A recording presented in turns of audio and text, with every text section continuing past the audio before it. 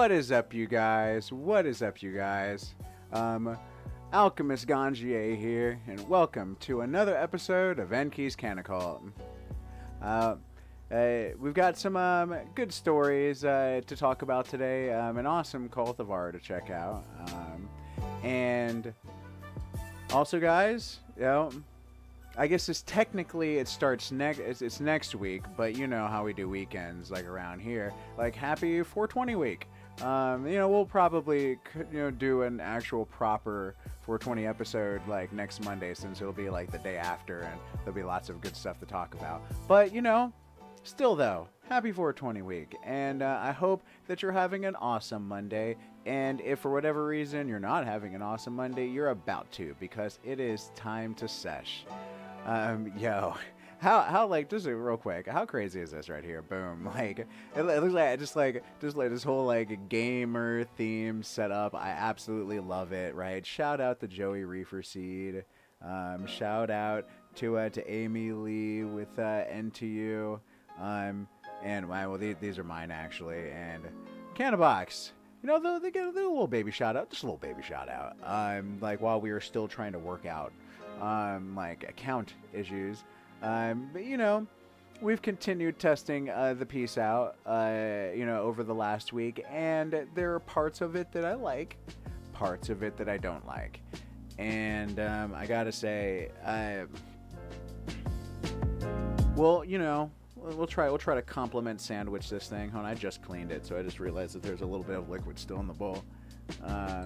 Right, part one that I like about it, that it uses this 10 ml bowl. It's the same bowl that's come with the other water pieces, so they're pretty interchangeable. So if like I want to like be all like bougie and not feel like having to clean a bowl, like I've now got like backup, so I can just like, oh, new bowl. I know that sounds so like but one of the things that I identified early, I don't recall if I said it last week, but it's bugging me that I can't see into this thing. I have no idea when it's dirty. Like, I'm granted, like, I have a sort of, like, internal, like, all right, I did how many bowls in this? And, of course, this thing, like, will show filth pretty easily. If they just made this, like, smoky, like a smoke color or something, so that it was still transparent, and then it could even get, like, a color change effect. If people didn't want to clean it, then they would just let it turn dark, like, turn black, like... I don't know. The part's a little annoying. And also it has a bit of a spilling problem. If it like because of like the way that it's angled, it doesn't take much of a lean forward for it to start like pouring itself out. The only real positive, like the only thing that like makes it not so terrible, is the fact that this bowl here, like the way it's designed, is kind of like a little catch. So when like water pulls into it, it's more likely to pour into the inside of the bowl rather than to where the flower's at. But aside from that though, like it's been kind of annoying. And it's definitely one of those pieces that like I would break out more often than like that, like that gingy piece back there. Actually, hold on, let's see if I can let you guys see it real quick. Boom, right, the little like gingy piece. Let's see if I can get my finger right. No. There. But that piece, it hits so frustrating. Like it's really awkward. The whole it's really like a pain in the butt to clean. Like the only thing that's cool about it is if you like gingerbread men, if you like the glow in the dark stuff, like that part's kind of neat. Now this bomb isn't like that. It's not so bad. It's definitely a far cry from the Eiffel Tower. That Eiffel Tower is still like it's such an amazing piece. It's going to be hard to compete with this functionality that blends aesthetics with it so well. And this is like it's kind of difficult to tell right here, like, and I would show you, but like I'll pour all the liquid out of it. But I'm pretty sure what they did is they took like a dog, like what was going to be like a dog bubbler, right, like a dog's head or something, like a cartoon dog, and they just flipped it upside down. Because if you turn this upside down, right, in fact right now if you look at this, right, and then you just like turn your screen, if you're on a phone, upside down real quick, like you'll see that like this is a dog's head that's like upside down. Like those feet are actually ears. Like I like the ingenuity behind it, you know, like making images look like multiple things, like that's pretty cool. But yes, the so really interesting stuff, right? This weekend, we've got some cool events going on. You know, Mount Zion Seed Cooperative is doing a seed giveaway, and I think a little mini cannabis cup. Although that second part, I am not entirely certain on, because I feel like that is in flux. So it's a very informal affair on the mini cannabis cup. But that's going to be going on the actual day of 420, from I think 10 to 9 or something like that. Wait, hold on. Aha. Now it will be from, yes, exactly it, 10 to 9.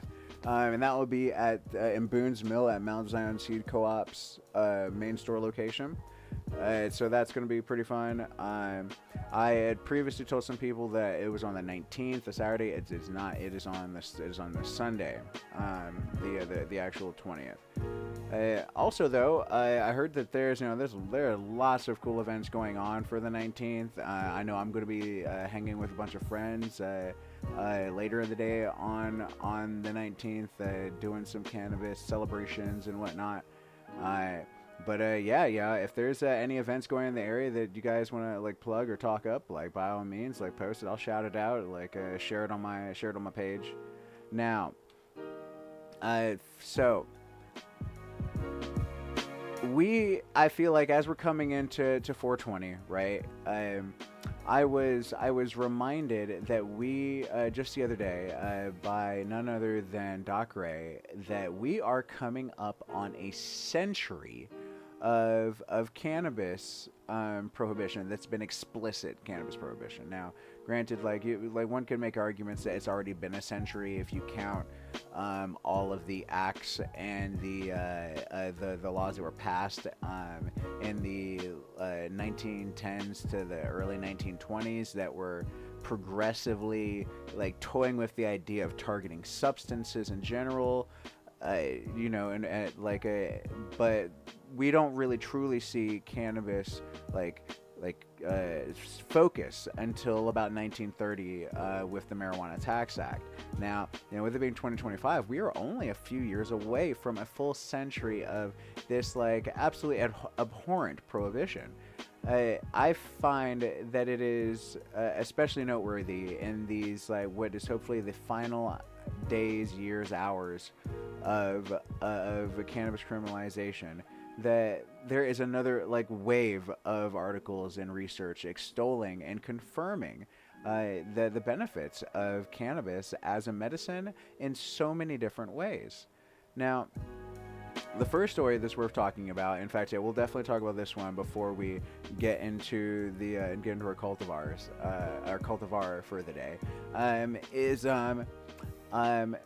this recent, well, I say recent, but over the last like 20 years or so, this silent surge of antidepressants in older adults. And some of you may find it hard to believe, but people over the age of 65 are actually prescribed more antidepressants than any other age group. Like that, that's wild to me. I definitely would have thought the teenagers would have been the highest prescribed age group for antidepressants, but like actually like adults. And if you think about it, it kind of makes sense when you can take into consideration all the lifestyle changes that come along with getting past a certain age, especially with most of us don't exactly do the best job taking care of ourselves, so things start to catch up. And when you're in chronic pain, it can be really, really difficult to maintain a really positive mental, positive sense of self, positive demeanor. Now, what's crazy about this, though, is that there are a lot of risks associated with antidepressants, particularly SSRIs. Now, this was a point that was brought up by Dr. Christopher Palmer, a psychiatrist and researcher at Harvard University, and one of the things that he's pointing out in this like recent like re-examination of antidepressants with older adults is that the use of these SSRIs, the select serotonin reuptake inhibitors, that they actually can increase the risk of cognitive decline or dementia in older adults. And when you're like faced with like that type of like potential risk, like the question that you ask then is like, you know, there's got to be a safer option out there, right? Like, I mean, is there something that maybe isn't like a drug to take that's manufactured and synthesized and requires like a bunch of testing because no one's ever really used it too much before in this manner? Like maybe something holistic, like maybe cannabis, that seniors could be considering before filling another prescription. Now, this whole thing with drugs being prescribed to people for emotional disorders, like psychiatric disorders involving emotional health, it is very, very common to hear about like all types of like really disturbing side effects. In fact, right before COVID, one of the things I was raising the alarm on is how there was a mountain of research that was starting to come out that seemed to me like it was being actively suppressed, showing that antipsychotics were prescribed to schizophrenic patients was actually causing their symptoms to accelerate. Right?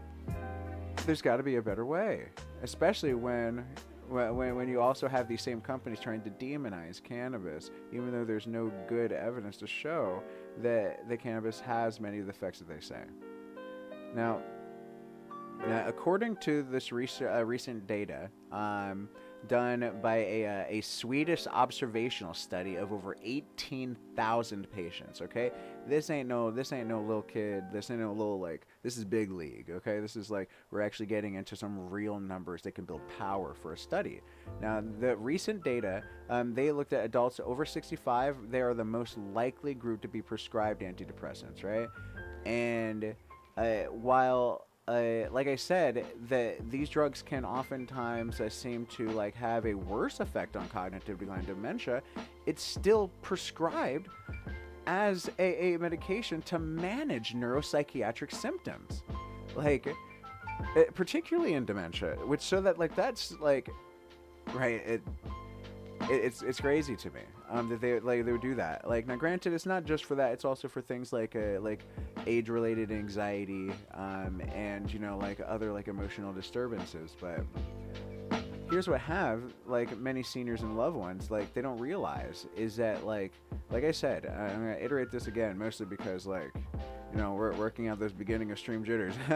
Like the recent research like suggests right that these SSRIs such as escitalopram.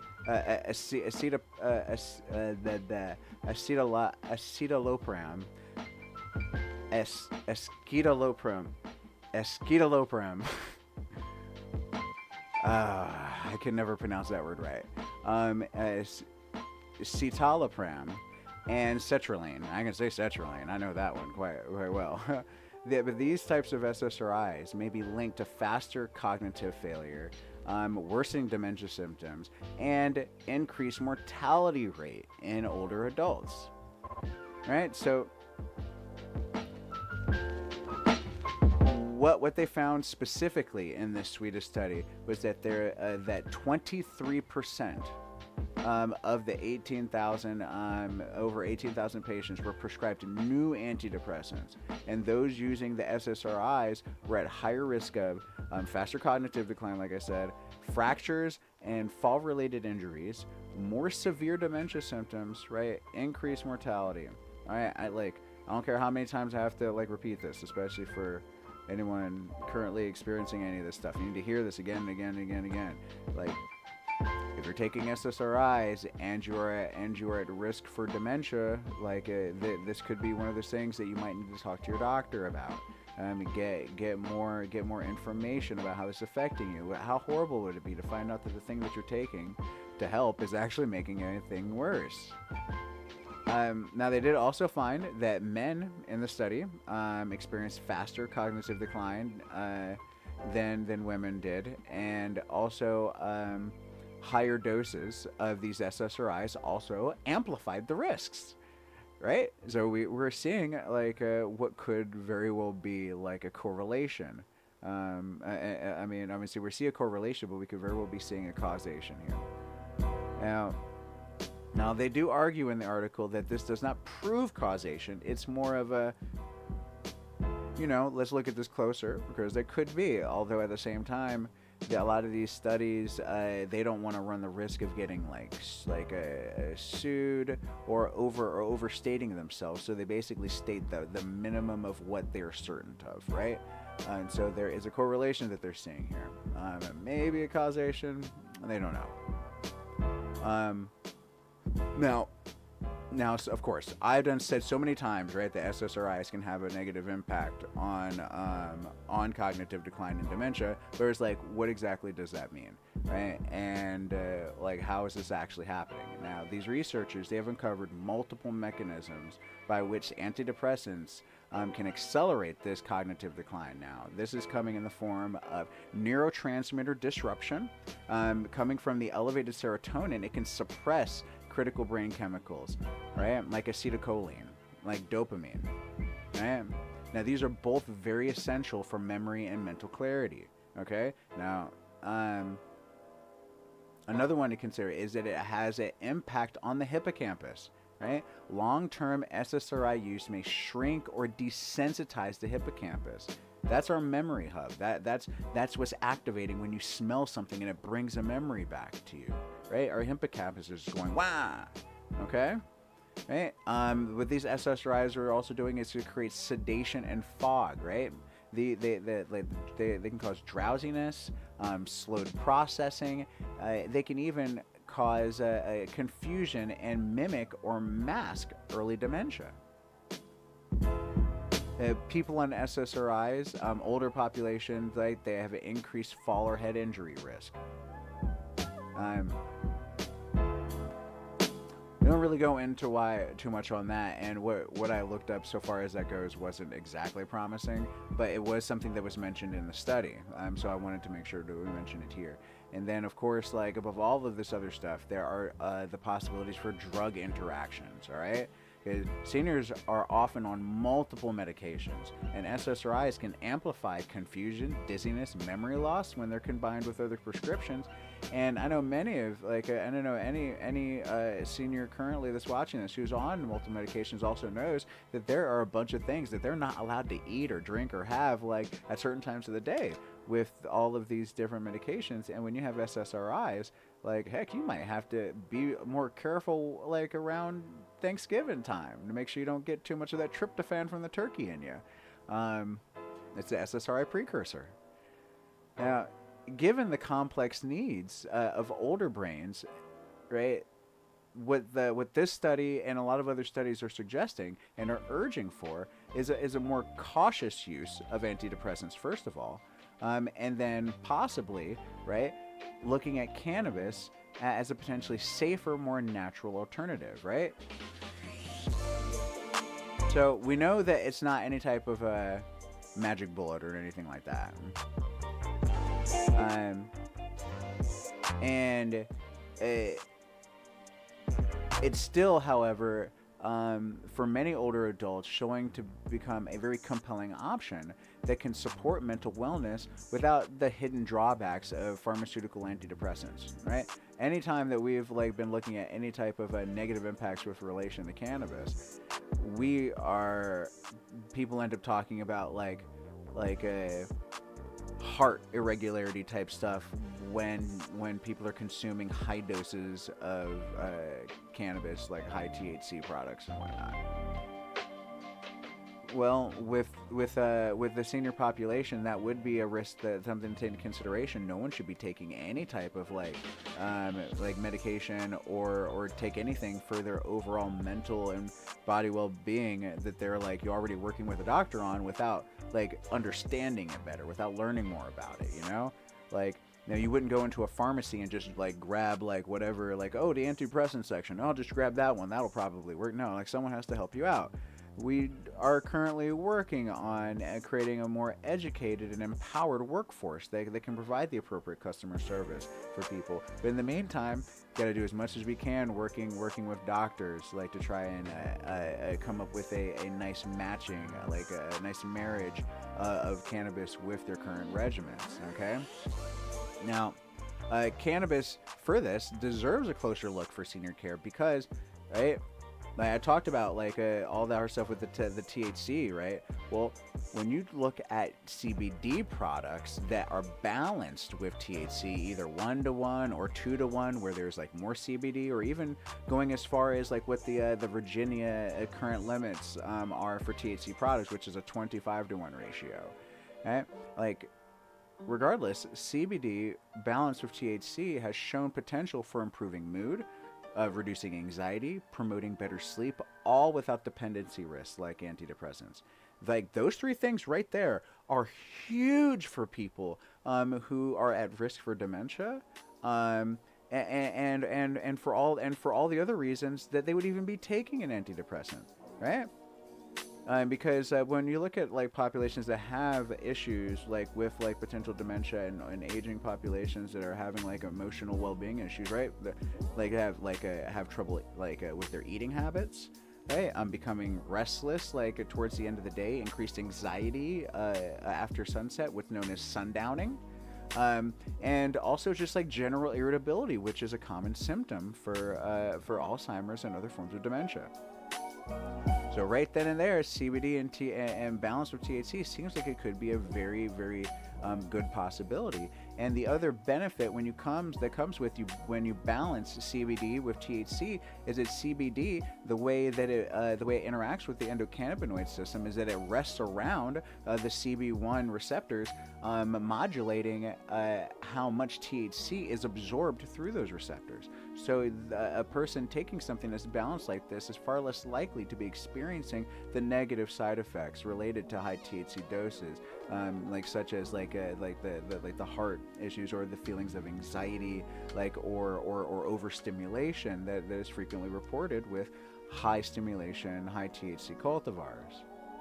Now, kind of in that role with that, right, because we're talking about how CBD interacts with the endocannabinoid system, there's also a myriad of other cannabinoids that work with the endocannabinoid system when you're using a full spectrum whole plant product, which is why, like, whenever we talk about, like, medical use of cannabis, it's not about just like, oh, you got a weed pen? Yeah, give that to me. I've got dementia and I need it. Like, no. It's about a targeted approach, right? Like figuring out what exactly benefits you're trying to get from your cannabis-like products, and then from there deciding what products you want, because you might need something that is okay if it's like distillate or if it's a narrow bandwidth extraction. Then you might want to make sure that it really is like bolstered with fortified rather with like CBD or maybe CBG or even CBN, or many of these other cannabinoids that are showing to have good therapeutic effects. But otherwise, you'd want something that has like a full spectrum, something that's extracted from the whole plant, not just some distillate with some added terps added to it. That's just like more of a THC rocket ship, a panic attack waiting to happen. When we tap into all the other cannabinoids, right, for the use of modulating ourselves, all like more than 27 different types of anti-inflammatories, right? Interacting with the endocannabinoid system, promoting wellness. This helps regulate mood, like I already said, inflammation, and even memory function, right? As long as it's approached with a sense of moderation. Even when it comes to our immune system, a small amount of THC can cause an upwards regulatory effect in our immune system. Whereas if you take a high dose of cannabis, it can cause our immune system to actually suppress itself, right? I think the term is the dose makes the poison, right? Yeah, I think that applies here. Now, another thing with like cannabis and how it may help with seniors is that also the seniors who have used cannabis reported increased relaxation, mental clarity, and an improved overall quality of life when using cannabis under the guidance of a knowledgeable provider. And that is what is so important, a knowledgeable provider, right? Example for myself. I'm a certified ganjier. Like, I've been a counselor for 10 years. Like, I have experience in medication management. You work with a professional that has this type of knowledge and training, right? You can connect with the form of cannabis, whether it's a particular cultivar or a particular modem of consumption, that actually works and provides with a concert of effect rather than an antagonistic effect. Now, this is, of course, not just me talking out of my butt, and this Swedish research would not be coming out of nowhere without precedent. Back in 2022, a study was published in the Journal of American Geriatric Society that found that cannabis may help adults manage common symptoms like pain, sleep issues, and anxiety. Right? The three things we've been talking about mostly in this. That the very concerns that often lead to antidepressant use in the first place. Like, so, and that study suggests that cannabis could be a multifunctional option, potentially reducing the need for multiple medications and their associated risks. And that was 2022. Now we're here in 2025. The Swedes are bringing more research to the fray. Now, with all this information going on, for those who may be like really eager to try and like, how can I make the most of this cannabis? Like, how can I really interact with this? Like should I talk to my doctor? Like, should I talk to you? Like, first things first, right? You gotta have a conversation with your doctor, okay? Because you want to make sure that your doctor's on the same page with you too. You talk to your doctor, might find out that they're super anti-cannabis and they really want you on more prescription drugs. You got to make a choice at that point, right? But if you are considering cannabis as an alternative and you really want to talk, like you're going to have this conversation, there's let's see, I got 10 questions, right, that can help guide that conversation with your healthcare provider, right? Right. The first one is going to be, can cannabis interact with my current medications? Right? What we talked about, drug interactions are super important, right? Just like there's some drugs that you have to be mindful about eating grapefruit on. Like, if you're using cannabis, like grapefruit modulates how cannabis interacts with our systems through our liver. Stuff you got to know, right? The next question, what form of cannabis would be best for me? All right, because you've got oils, you've got tinctures, you got vaporizers, you got edibles, right? You got traditional smoking, right? You've got capsulized RSO. It could be a point where you're doing a topical, right? Because topicals, depending on whether applied, can have like an added benefit for a lot of the things we're talking about. Applied to the base of the skull, applied to the around the hairline, on the face, like it interacts with our body differently than when we apply it to the rest of our body. Okay. Third question, right? What dosage should I start with? Now, that's a really difficult question. Your doctor might have trouble answering that, but hopefully by asking them that question, it puts them in the mindset of wanting to try and figure that out together with you, right? Because anxiety grows in the dark, and as you're going through this, if your doctor isn't already pretty well versed in this, right, this may be a kind of like new for them too, and they'll have all kinds of fears about what you might do, or what you won't do, or what you might stop taking, or whatever. You like go through these questions. It helps create like also an air of like support and confidence, so that like you guys know now that dosage, right? That's going to be a difficult one to determine, although I'll just say right now that the conversation, like the answer of the conversation of what dosage, especially if you are new to cannabis, should be between the range of like 1 to 5 milligrams, with 5 being like the most to start out with. Okay, right? It's you can always consume a little more, and that's of course speaking in edible terms. You can always consume more, but it's difficult to unconsume it once it's been consumed, right? But that's still a question to be asked. What dosage should I start with? All right. The fourth question, how can cannabis help with my specific condition, right? That is a super important question, right? Because that's also going to inform you more about that earlier question. What form of cannabis would be best for me? Okay.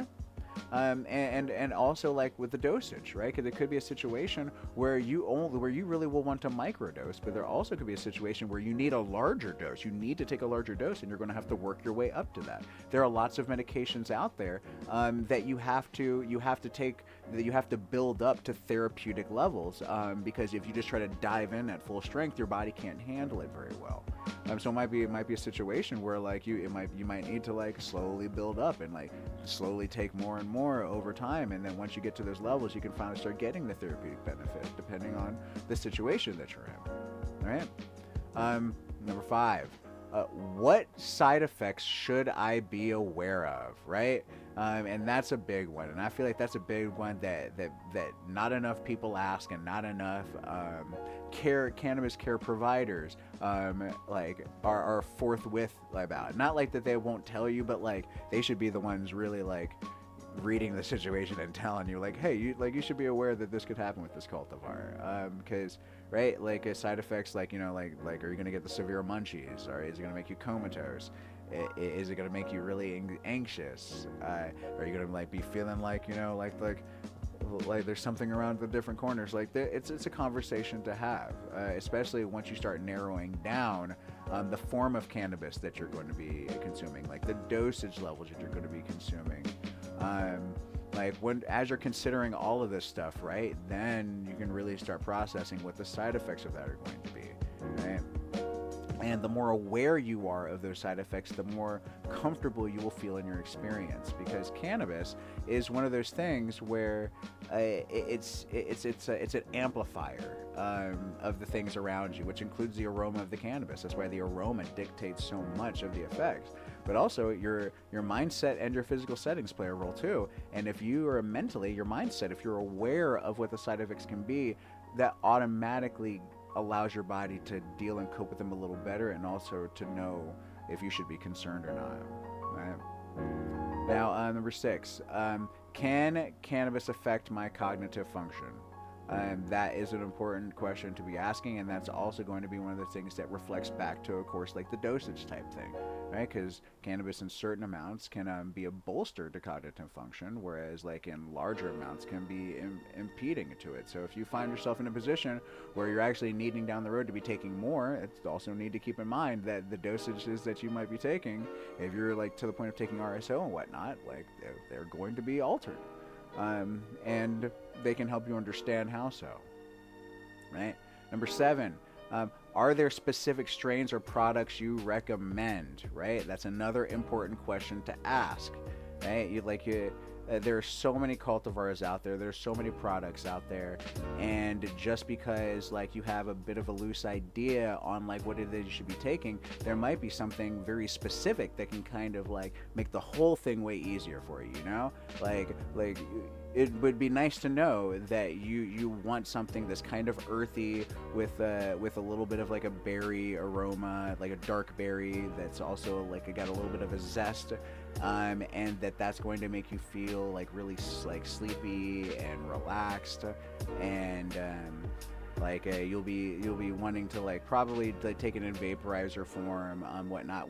Or someone could recommend to like a granddaddy perp, like live rosin cart, like or flour or whatever, you know, like having those specific information can really help out. Also, number 8, will I need to adjust to any of my other treatments if I start using cannabis? That's a big one, and if that is not discussed, like that's already bad news bears. That's a red flag right there. That's one of the things that should be discussed, but if it's not, you got to make sure that you're asking it. Because cannabis can have drug interactions with a number of medications that are being taken due to how cannabis affects our body's ability to process out like toxins. Okay.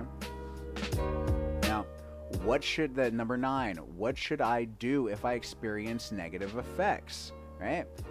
This is another one of those questions that not enough people ask on the medical side or the recreational side or anything.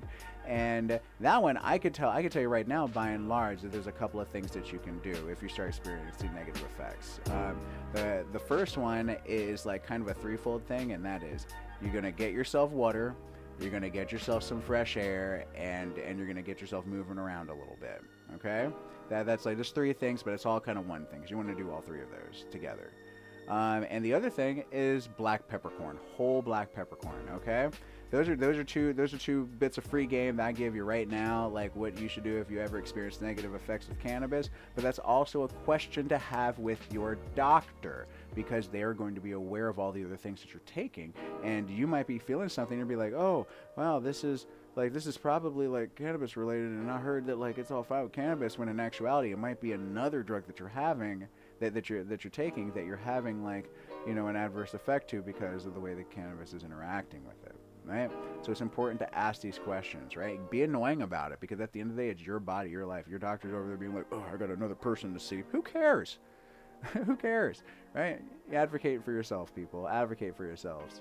And last but not least, number 10, how long will it take to feel the effects, and how long will they last?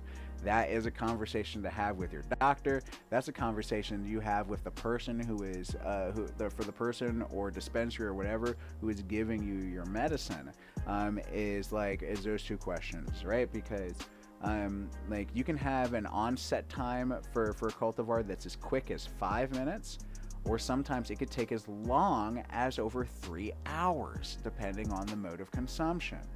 And then on top of that, the effects can be as short as like 30 to 35 minutes, depending on the cultivar, if you're like smoking flower, or it can last as long as 12 to like 14 hours if it's an edible. It's one of those things where you need to ask the question. There are no stupid questions with this, right? And when you ask it, not only does it ensure safer use, it'll also help build a treatment plan that's personalized and realistic for your body and lifestyle.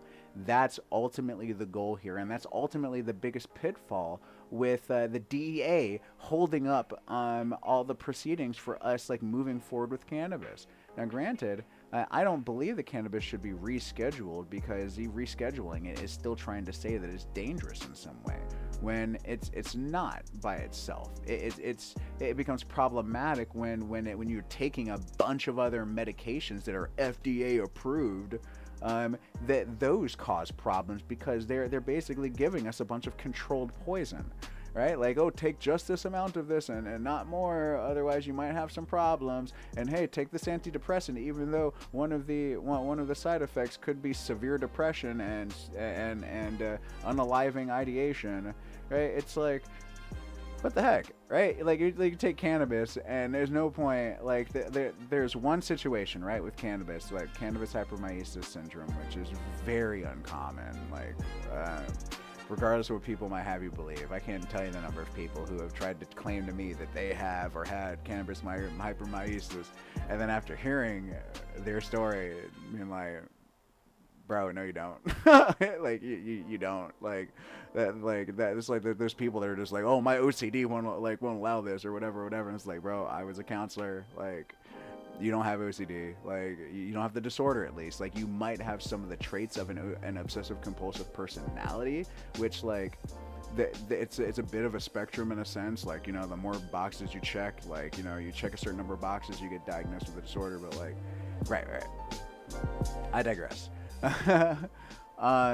Guys, like, cannabis, it just like has so few effects that like it just doesn't make any sense rescheduling it. But at the very least, if we move forward in some way, we can get more research forward to show how safe it is.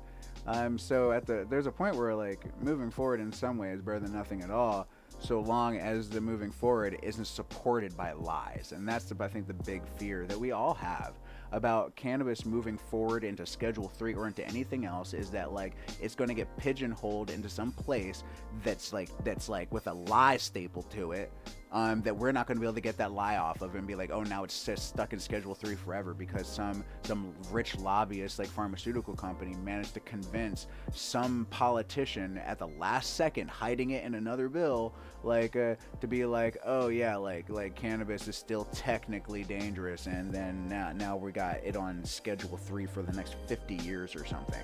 Like, and that's not good enough. Like, we just talked at the beginning of this that cannabis has been on prohibition and has been persecuted for almost a solid century now.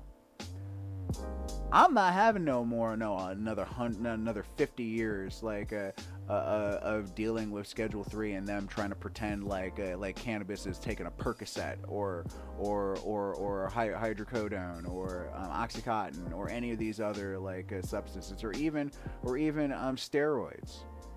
Like, cannabis is safer than coffee.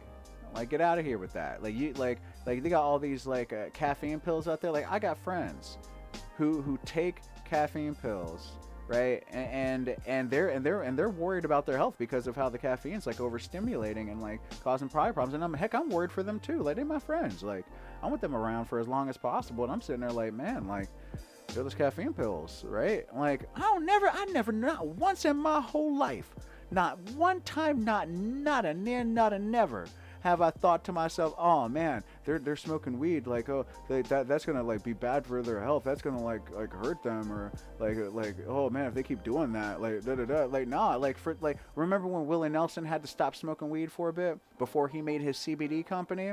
He almost died. Bro almost died. He literally became, he said he never felt so sick in his entire life. And it wasn't that going through with the withdrawals. It was the fact that it was a functional medicine for him.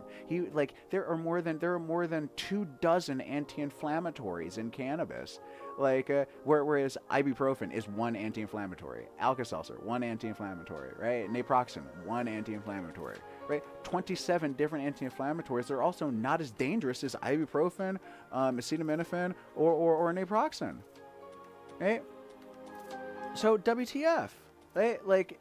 He needed that for his medication. He needed to keep taking that in order for him to have the long, fruitful life that he's having. He's still kicking it. Look at Willie Nelson, right? There's so many people out there that that cannabis is a big part of why they're still here. So kind of take it how it is. You know what I'm saying with that? Now I done got myself all worked up in that interview, article. So we definitely need to take a moment to have a little smoky smoke before moving on to the other two topics. That was the big one for the day for sure. Yo, what's up, Mr. Mud? Yo, Roger is in the house. Yes, it has been prohibited since the advent of pharmaceutical medicine. Exactly. Yeah, Roger knows what's up, y'all. Sometimes me and him disagree because we both have different viewpoints on a lot of political stuff, but that's some facts right there. The pharmaceutical medicine has just been it's destructive. I feel as a couple of centuries from now, we're gonna be looking back on the pharmaceutical industrial complex like we look back at the cosmetic, the lead-driven cosmetic industrial complex back in the Victorian era, and how they just put lead in everything. It was oh yeah, oh man, they were taking all types of effed up drugs for all types of things, things that they never should have been taking drugs for, but the 21st century. Right, and be all that fluoride in their water. Yo, what's up, Dustin? How you doing, man? Hey, well, at this point, I hope you've made it home from work nice and safe, and you're getting ready to light up. Now, we are going to... Oh, and, man, I gotta say, Roger, real quick, as we're, starting to crack open into this Goosebumps... And I am anxiously anticipating cracking open into my Mr. Mud jar, right? Because I can't remember if I told you, but I've told those of you who frequent my cast, no, I have a Mr. Mud jar. I mean, it's cultivars that he has brought by from his workshop for me to sample, and he gave me a few recently that he then said you can't open these until after April 26th, and that's because he had entered into the cannabis cup that I'm judging. So I had my girl take them and very carefully put them into my Mr. Mud jar. And once we hit the 26th, I think I got 3 or 4 cultivars of his that we're gonna be checking out. So that's gonna be really fun. I can't wait. He he is known for his disorienting cultivars. Like stuff will just like you smoke on that stuff, and then you'll straight up forget like your own name. Yo, hey, what's happening, Rock Farm? Yo, gang. Yeah, what is up? All right, so yes, let's go ahead and crack open into this Goosebumps. Grown by a mystery grower. Yes, this grower has requested to be anonymous due to their professional life. And yeah, you said they're gonna be cured to perfection. Yeah, oh, I know it. I'm excited. I'm excited. But yes, sorry, my ADHD. So there's a mystery grower. But this is a Goosebumps #1 by White Lightning Seeds. Yes, pardon the jar. Ooh la la. But this is like one of my better small scale like storage spaces. Yeah, we were going to like check it out like together when we were hanging last week, but there was a lot of stuff going on, and so I don't think he knew that I was gonna review it on the live stream. Yes, we are. And let's go ahead and like crack this baby open. This is Goosebumps. Okay, so this is nice, fresh. There's a kind of pine. There's this creamy sweet on there. Ooh, like a sour, almost sour milk going on. A little bit of sour milk going on. And a bit of a floral undertone, a little bit of a like a chemo kind of cleaner like back on it.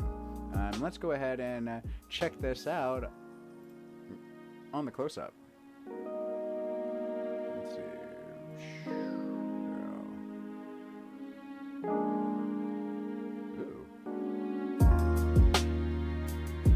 There it is. There we go. Okay. All right, so let's see. We'll take a look at this one. Why not? Actually, no. This one looks like man, did I already smoke some of this? I don't know. That's weird. All right, so let's see. We got this. There's a lot of sugar leaf action going on here. I can tell that there's a lot of intact trichomes for sure. Okay, got a good bounce back. Oh wow, yeah, a lot of funk, coming off with the squeeze. Oh wow, yeah, look at that.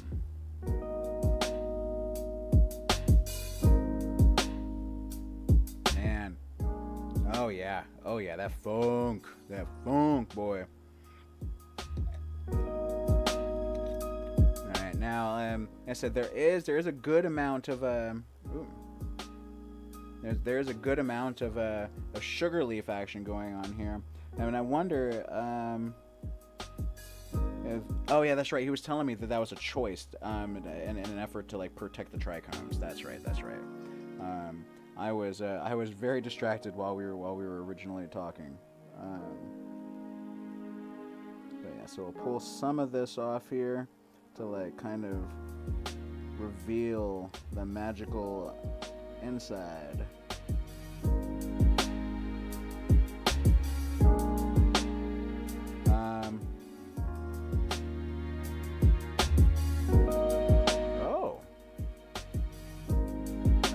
Looks like we might have an IG name for this. Hold on one second, y'all. Hold on one second. The grower in question is actually hitting me up right now.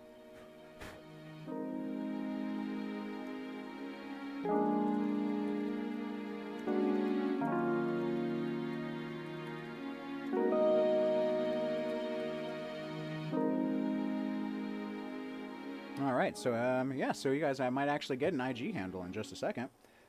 We shall see. But now that we've gotten a little bit of this exposed, and you know what, we're gonna go ahead and look at this underneath the scope, y'all. Now let's get this popping.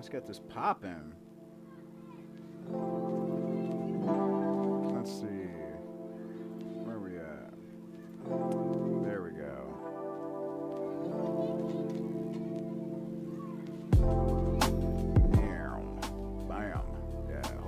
Huh? Oh. Oh ho. Oh ho ho ho ho. Oh yeah. Look at that. Look at that. Look at that. I am loving this coverage so far. Alright, now this is in that section that I pulled off. We can go and look at another section that like I didn't really touch too much. And just look at that. Just trichomes all over the place. Them Goosebumps genetics.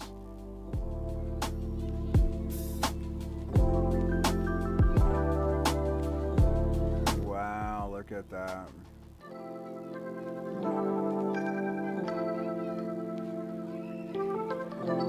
I am liking the maturity on this. There's a lovely mix of head colors and clarities here. Alright, but yes, let's go ahead and take a look on the inside of this. Alright. Alright, so this is the inner nodule. Wow, baby.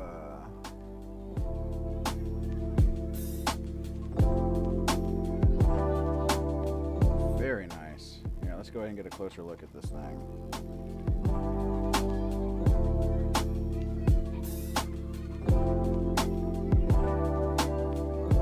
There we go.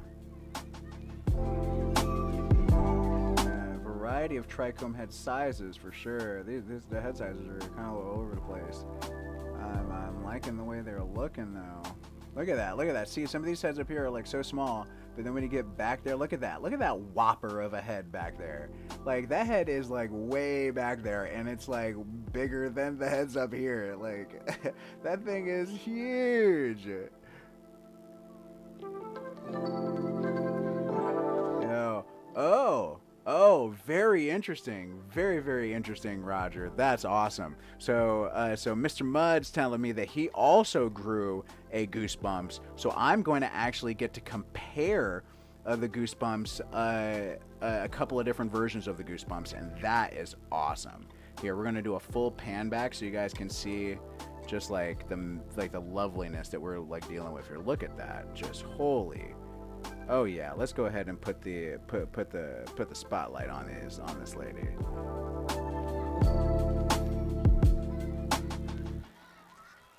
Yeah, that like just nom nom.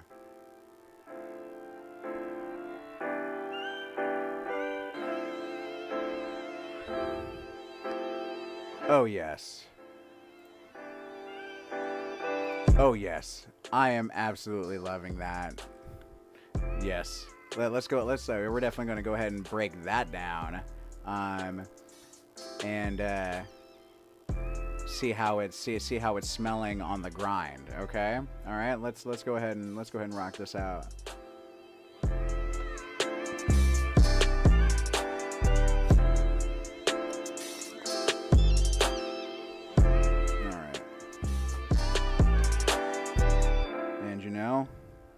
Like these I'm gonna remove a little bit of the sugar leaf on this, but I'm gonna leave a little more of it intact on this one, and then maybe the next one. Actually, you know what? Fuck it. No, fuck it. I'm gonna take off all the sugar leaves on this one, and then the next bowl that we do, towards the end, I'll do one with more of the sugar leaves on, just to kind of see how it compares.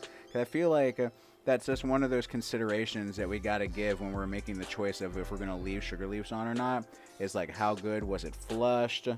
How long are you planning on curing it? All that stuff. Because like ideally, like in a perfect world, like you should be able to like easily remove any sugar leaves, and the sugar leaves that you can't really remove, you should be able to like grind up and include in your smoke and have it not make it like taste harsh or weird or funny. I feel like, now granted that I don't feel like that's like a standard, like I said, that's like perfect world type talk, but you know, that's also I think a consideration we're making, like, you know, like is why are you leaving the sugar leaves on? I feel like that's a question that needs to be frequently asked by any serious grower, like for why you're trimming. and I don't believe that there's any one set, like, for sure way that this is the way you got to do it. Like, because every cultivar is going to be a little different. And then on top of that, like, every situation demands something a little different. Now, hold on. Oh, the citrus on this is starting to pop. It's like a vegetal, like, very clean. Like, it has this kind of like oceany like smell. Now, and when I say oceany, I don't mean like marine animals, like, because, you know, sometimes we can have some like weird, like, ooh, this smells like SeaWorld. No, not like SeaWorld. This smells like being out at the ocean, like. With also this hint of, like, you know, like foresty, like, oh, maybe not being in the near the ocean, but like for those of you who are familiar with the Cascades, or like going through, like, you know, like a national park type deal or whatever that has like a river flowing through it, so you can smell the fresh air blowing through the trees, and then you can smell the atomized water from like the waves like crashing and like putting all that stuff in the air, and you just smell that nature. Like that's kind of what this smells like in a lot of ways. With some of the other notes that I was also mentioning, of course. But like, yeah, this is yeah. Let's see how this smokes. Let's go up and pack us up a little bolski. All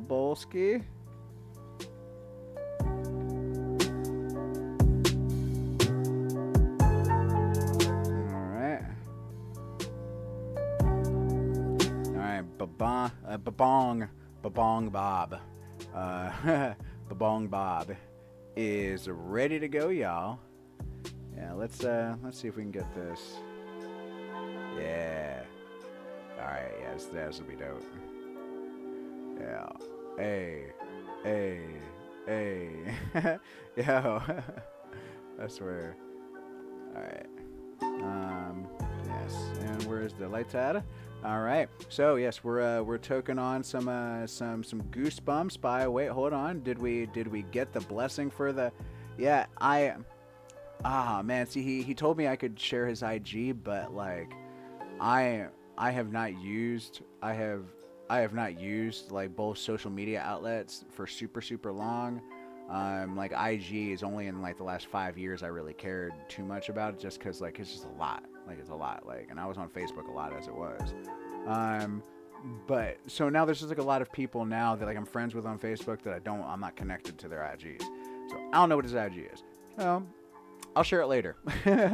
But for now, let's go ahead and pop. Hit this Goosebumps #1 White Lightning Genetics. Yeah, cheers, you guys.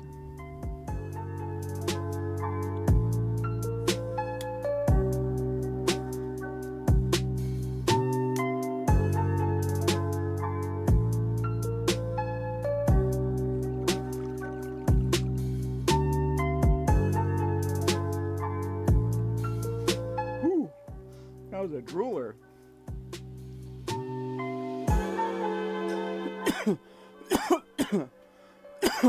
Wow, made me instantly salivate. Wow.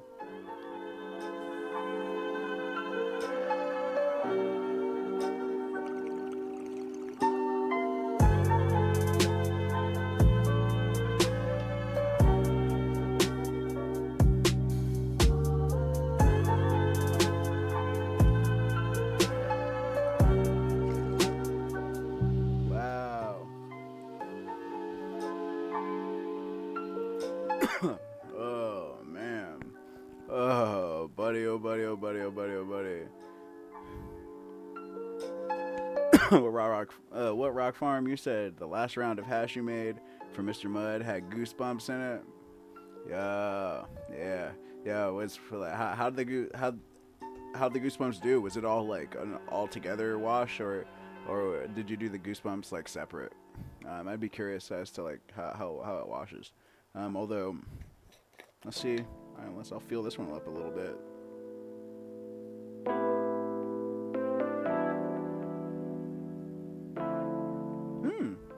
It probably washed okay. I mean, with all those different trichome head sizes, I bet you got like a really interesting different bags.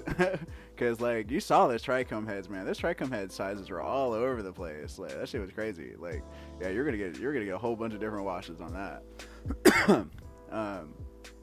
Wow. What up, Sabrina? How you doing? Yeah, we just took a rip of some Goosebumps #1 from White Lightning Seeds, grown by a mystery grower, who I am currently awaiting his IG, but is choosing to be anonymous otherwise. So Rockford said the Goosebumps and Blueberry were the seed run. They got run together. Okay, so, well, I mean, even if they got run together, it's still like, I mean, the Goosebumps still in there, so you probably had some interesting, like, different bags on that. But right, okay, so we talked about depression and stuff with the seniors, right? Now, something that we have talked about in the past, and I like feel the need to bring up basically every time I see it.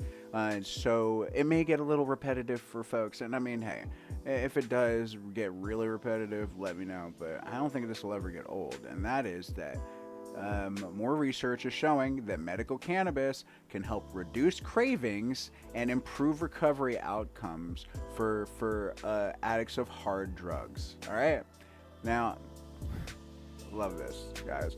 A new pilot study coming from the University of British Columbia, Okanagan, and Thompson Rivers University. They examined how medically supervised cannabis use in a residential recovery home may support people in treatment for substance use challenges. Okay? Right? Participants reported that cannabis helped them manage pain, anxiety, depression, and sleep issues, key symptoms that can complicate people's recovery. Right? Boom.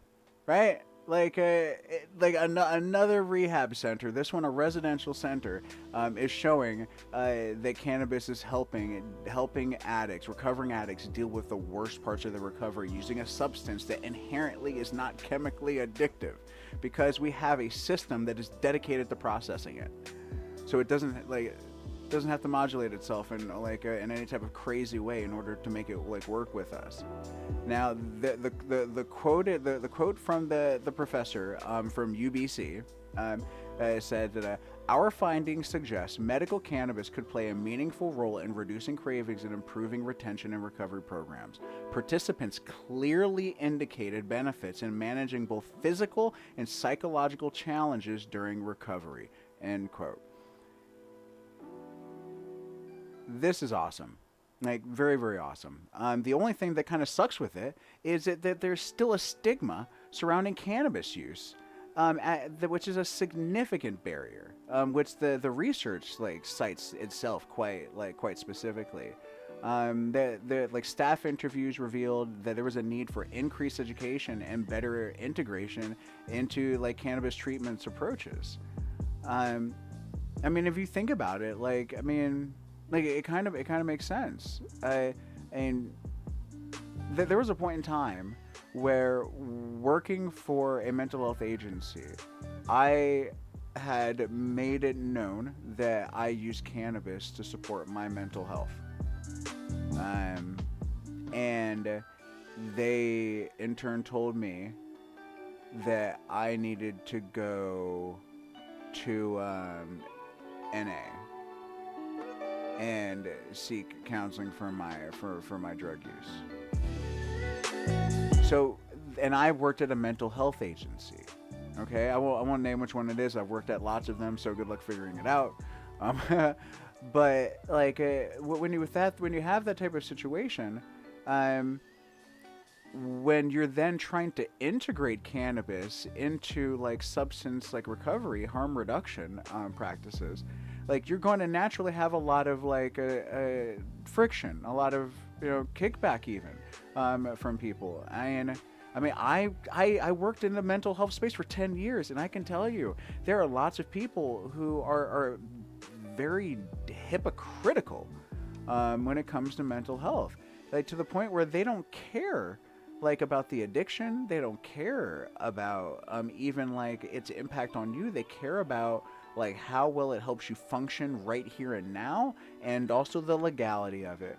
In addition to being told that I should go to NA, I was also told that it would be more acceptable that I were taking benzodiazepines than cannabis for supporting my mental health. Benzodiazepines are a highly controlled like drug because they are incredibly addictive.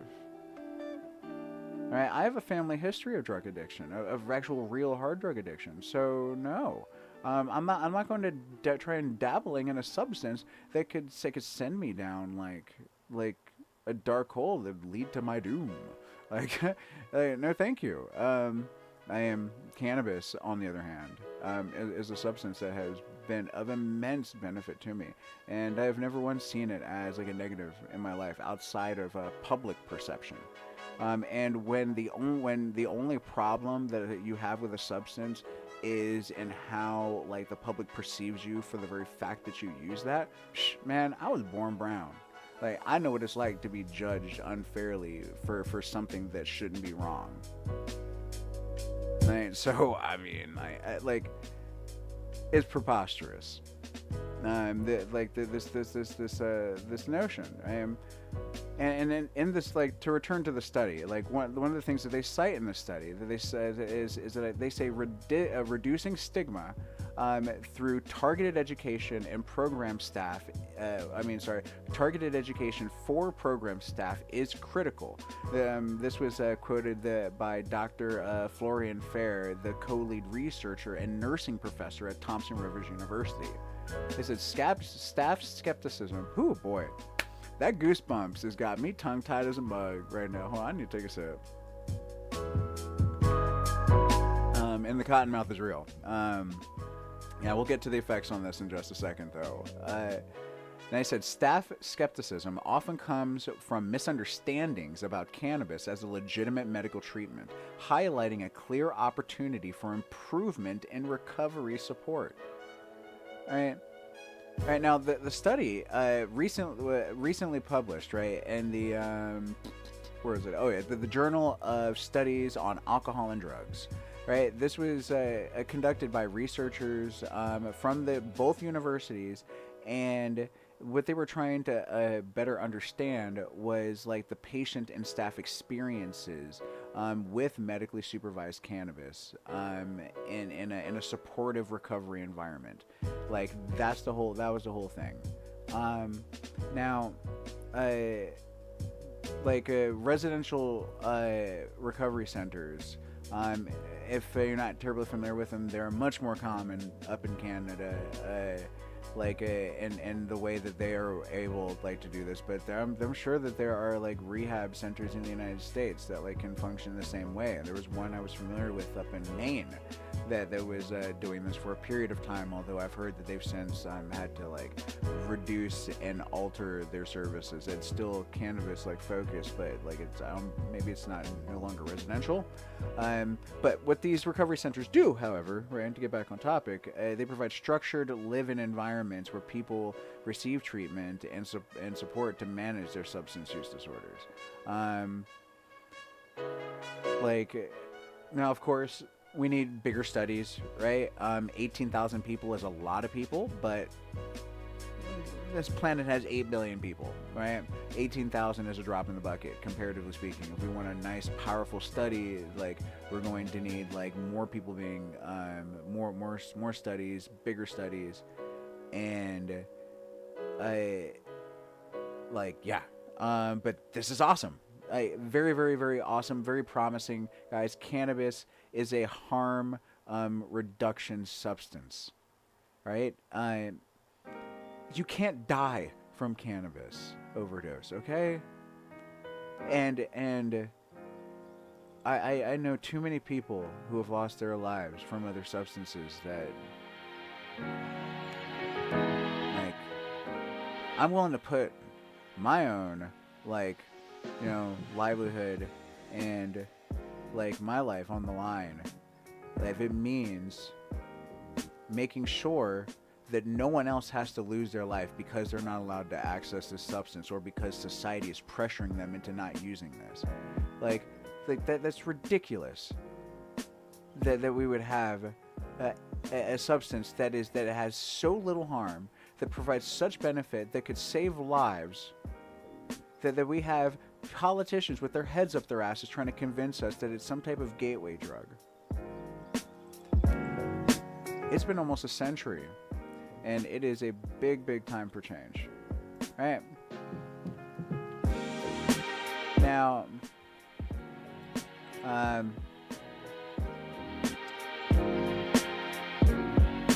in addition, right, to all of these benefits, right? Just to name a couple, and it like for like the dementia health at like a the addiction recovery, like I mean, heck, there's research coming out now that is showing that CBD and CBG, when used as an ointment, can actually be an effective treatment for eczema. I mean, even basic stuff. I mean, not basic, not like eczema is basic. Anyone who has eczema, like that, they'd be like, hey, like forget you, Ennis. But like, I mean, something that like people have been struggling with without having effective treatments that sometimes involve like crazy pharmaceuticals and other stuff, like for like CBG, CBD, two of the most innocuous of all the cannabinoids, like with CBG being the mother cannabinoid. For those of you guys that aren't familiar with it, all other cannabinoids like are formed from CBG. Like it starts out as CBG and then it turns into all the other ones. So it's basically like the cannabinoids like stem cell sort of. It's like sort of. But like yes, like CBD and CBG. That researchers have found in a report in the journal Clinical Cosmetic and Investigational Dermatology that was an effective in reducing itching and improving the quality of life of patients, leading to a symptom remission in some cases. Like, and they also found that like with these cases, that like the more frequently the people used these ointments using CBD and CBG, like the better that their results were. And what they say is that they're quoted as like the conventional auxiliary therapies during both flare-ups and remission, like oops, nope, wrong quote.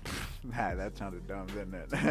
No, so the results they achieved included improved skin hydration, sebum level, right? That's the like the substance that's like jojoba oil or whatever that is produced from the skin, and teal, which is like how much water is lost from the skin, as well as reduced arrhythmia in the studied areas, which was like the forearms of people, and arrhythmia is like redness in the skin. So like basically like anyone who like this could be a benefit not just for people with eczema, but anyone who has like issues potentially with sensitive skin problems that like are prone to like skin inflammation or have skin hydration levels issues or or all that other jazz. So honestly, I think I may be wanting to check this out every once in a while. I have like a skin irritation, just like every once in a while I have skin issues, but this is like very, very cool stuff, like showing like the multifaceted like power and potential of cannabis. I mean, there was even a study that I saw that was showing that use of CBD coated pillowcases, right? They found that when they infused the fabric with CBD improved sleep quality for nurses in a study, right? It also appeared to significantly reduce participants' anxiety, which researchers said also also will aid sleep. They said the CBD-coated pillow cover demonstrated improvements in sleep quality, mood, and anxiety, highlighting its potential as a non-invasive intervention for shift workers. Right? So they're looking at actually having like nurses like use CBD infused pillows to help them improve sleep. Said the observed improvements may be partly attributed to the transdermal absorption of CBD, which allows localized and systemic interactions with cannabinoid receptors, potentially influencing relaxation and sleep patterns. Remember what I was talking about with topicals and tinctures and how it's applied around like the skull and the face. Like it has a different interaction with the body because our circulatory system in our face is different from the rest of our body. So it allows for a different level of absorption and interaction with with our minds. Now this study wasn't very big, and it was published in the journal Healthcare, but it was 55 shift nurses. There was 45 women and 10 men, all of whom initially reported poor sleep quality. And then after a week of baseline monitoring, they spent 3 weeks sleeping on CBD-coated fabric pillowcases. And what they said is that by offering an alternative to traditional CBD consumption methods, such as oral ingestion or vaping, the CBD-coated pillow may minimize potential side effects while still delivering therapeutic benefits.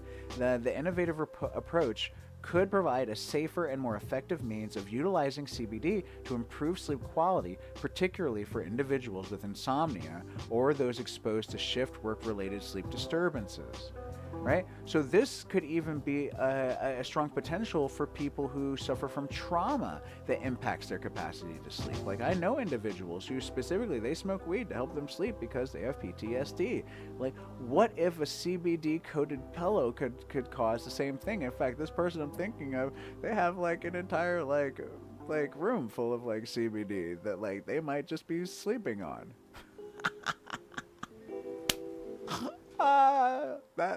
Oh god, I don't care what y'all think. That was a funny joke. Yo, this shit's crazy. Sorry, I went and ran off a little bit on that. Catch up on some of these comments. Hey, what's up, Mary? How you doing? If Ibogaine? What's Ibogaine? Well, maybe we shouldn't talk too much about it on the live stream. I'll just look it up. Xanax will help you go to jail fairly quick. Yes, it can. Yes, it can. But yeah,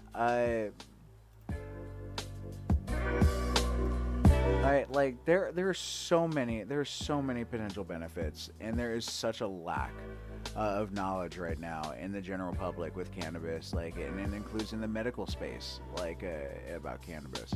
To the effect, the VA right now is currently offering contracts to people who can analyze and explain scientific evidence on medical cannabis to clinicians and to the general public and to the veterans they serve, because they just they don't have enough information. They quite literally said that they're encountering patients who are using cannabis and they have questions about it, and discussions about cannabis are challenging, in part because evidence examining the benefits and harms of cannabis is growing and changing rapidly, and because of the variability in the way the existing evidence base has been interpreted. So basically they're saying that we know that people have been skewing stuff in the past, and now there's such a push for to extol the benefits that they feel that the same thing might be happening in reverse, right? Because that's just too good to be true. And I get it.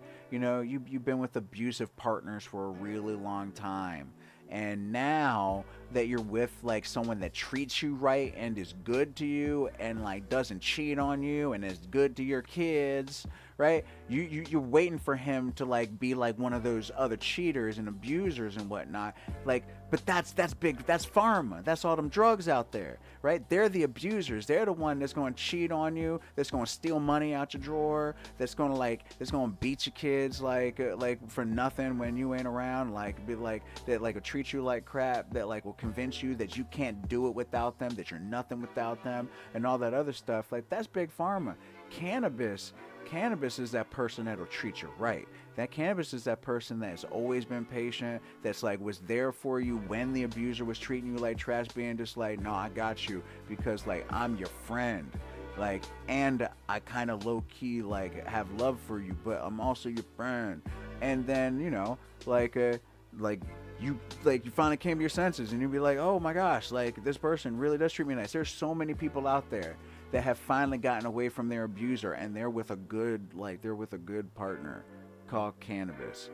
And they're living their best life because they're allowing themselves, right, to fall in love again, right? And that's why we got to learn to bring our walls down, right? We've been lied to so much by pharma that it's hard for folks to believe that cannabis can actually, like, you know, be as good as it sounds. Like, I mean, no substance has been like drilled this hard as hard as cannabis. Like, and there are a lot of other worse drugs out there that have been gone after, but none as hard as cannabis. And here we are, like, on the verge of full legalization because of the fact that it helps so many people and that we see through the lies. Like, you can only lie about something for so long when, like, the evidence is right there in your face. Like, the only people that are going to be able to maintain this delusion lying to themselves are the people that have no real problems in their life. Like, and we all know that doesn't last forever for anybody. Like, it's going to be a matter of time before, like, they're going to be in a situation where cannabis could really, really help them, or things are going to really, really suck for them. Hopefully they make a smart choice and they don't pick suffering, right? I am granted suffering can, like, make us stronger, and trust me, like, cannabis doesn't take all suffering away, but it helps provide, like, context for it. It helps us endure it in the moment, and then it helps us create context later so that we can learn from situations. Because, like, when you, like, it helps check anger, you know, like, because, like, when you stay, like, it's good to be angry, but when you stay angry, you don't think as clearly, you know, you start, like, letting your thoughts get all twisted and stuff. That's also why it's important to have a knowledge of cultivars, right? Because if you're always smoking on green crack, yeah, you might stay at 10, like, and then you'll stay mad, like, and get all paranoid and stuff. Like, you know, we gotta be intelligent about it, just like the whole episode was talking about. Cannabis saves, but it also saves when it's used as an intelligent tool, right? We all want Doctor Who screwdriver. We all want that sonic screwdriver. But if you don't know how to use it, it might as well be a lightsaber and you cut your thing off. And I think with that, we're going to smoke one more bowl of this Goosebumps. And we're going to go ahead and wrap this thing up, y'all. Yeah, some stoner-ass Schoolhouse Rock. Yeah. Oh boy, yeah. You know, it's one of those interesting things. Like, whenever whenever I'm smoking a cultivar, and like after I've toked on it some, I'm able to get, like, a deeper nose on it, and I gotta say, like, the high on this is very nice. I feel it heavy behind the eyes, but I also feel a good energy in me. You know, I don't feel like it's totally trying to, like, pull me down. Even though a lot of times when I feel, like, a strong heaviness behind the eyes, I'm also expecting it to make me feel tired too. So this is interesting how it's not, like, fully doing that. It could just be that, like, I got worked up, like, talking about, you know, what we're talking about, because, you know, this stuff is, like, it's important to me. It's passionate. I don't. Like, it bothers me. It personally bothers me to see Michael J. Fox dealing with, like, what he's dealing with, knowing that cannabis, as a medicine, could offer him some benefit and could stabilize, like, his movement. Like, that hurts me. Like, to see that there are people suffering out there, that don't need to be suffering. Like, that's the crazy thing. It's like they don't need to be suffering. That's right. I said I was gonna leave the leaves on here. I'm gonna pick off a couple of, like, the big ones, but yes, I am going to leave, like, them on here, by and large. Man, that sour milk is, like, really rolling off of this right now.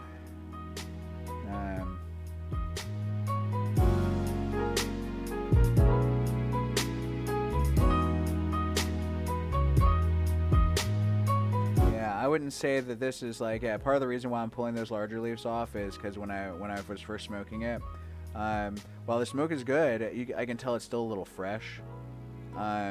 So there's like a bit of like a harsh to it that I feel like if I do smoke those leaves, like I'm not going to enjoy it as much.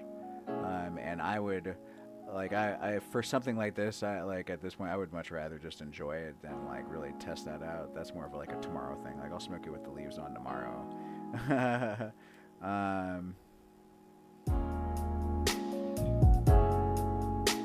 But man, oh my gosh, the smell on that. It is very, very nice. Very nice.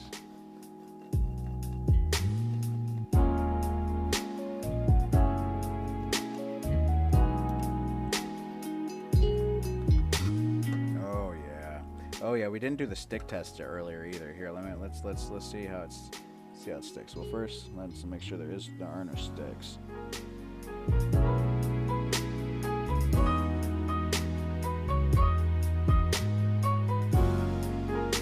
There are. I think I can see a couple, but none big enough for me to really be bothered with. Oh, that one. Yeah. Right, let's see how it sticks.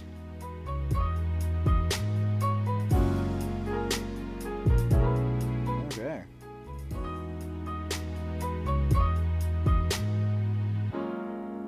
Oop. Yeah, we got a little free leaf there. All right. Let's get this Goosebumps, number 1. Oh yeah, and we'll check one more time. We'll check one more time to see if Bud's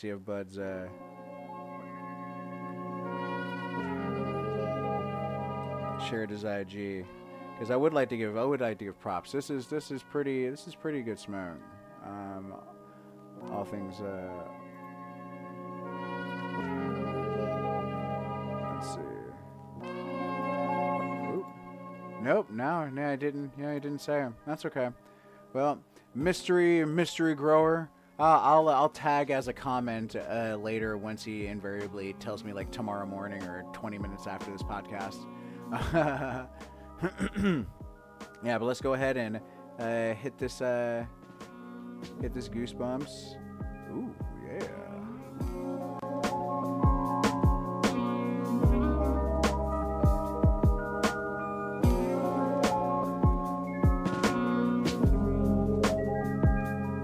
This one, actually, you know what? We'll do with a match. Yeah, do a little fancy around yonder.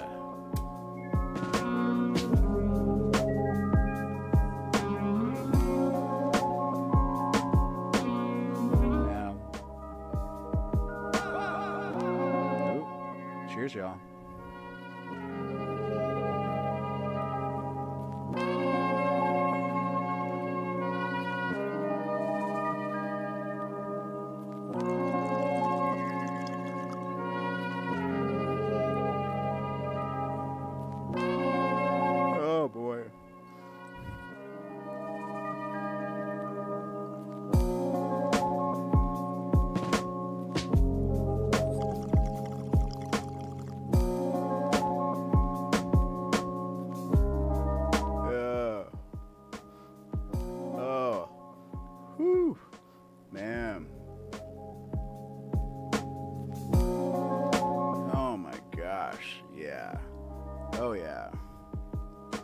That's gonna cure real nice. That's gonna cure real nice. Oh yeah. Oh, wait a minute. No, I missed an opportunity there. Wait. It was too quick, but I wanted to make it look like my screen was pushing the other screen out. Yeah, whatever. I'm gonna work on that. Maybe I can make it happen sometime. Whew. Yeah.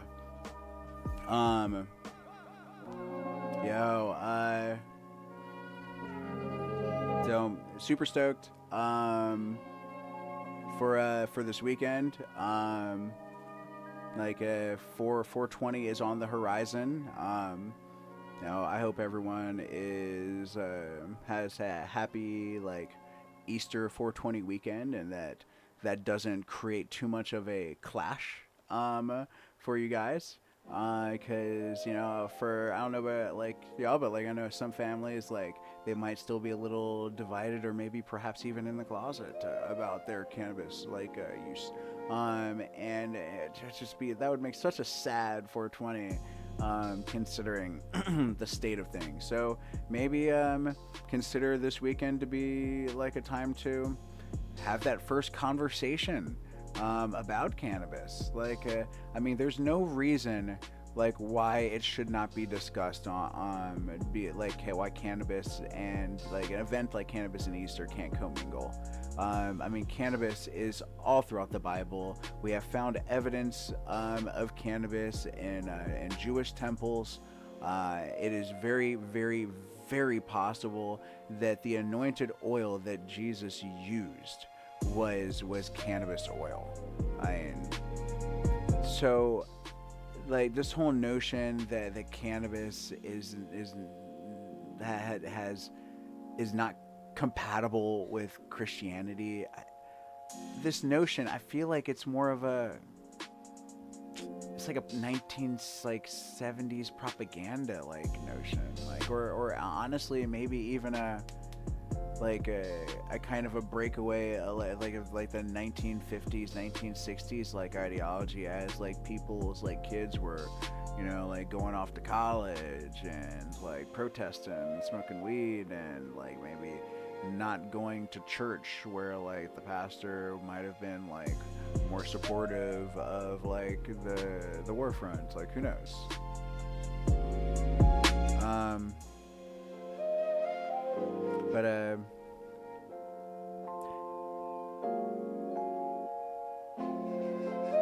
Oh boy, see, prime example of what I was talking about earlier about microdoses versus macrodoses. I forgot what I was talking about. I know I was talking about like 1950s like mentalities and stuff. Oh yeah. Talking about cannabis, talking about cannabis with your loved ones this weekend. That's one of those things, right? Like cannabis is a great tool, right? Let's use it properly. And in this case, like this context, this amount that I have is really the best amount to like end the night on. Like go like check on a few emails, like unwind and kind of enjoy what this week has in store. Ready for Tuesday.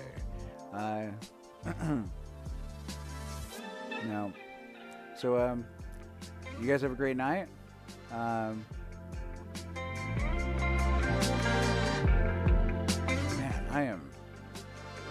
I'm like, lady, this is Goosebumps. This is good. This Goosebumps is like, it's got a nice strong hit to it. Like that second hit is just like, all right, love you guys. Y'all have a great one. Show yourself love every day. Catch y'all next Monday, and keep an eye out for another one of my midweek interviews, because there'll be another one coming up. Deuces.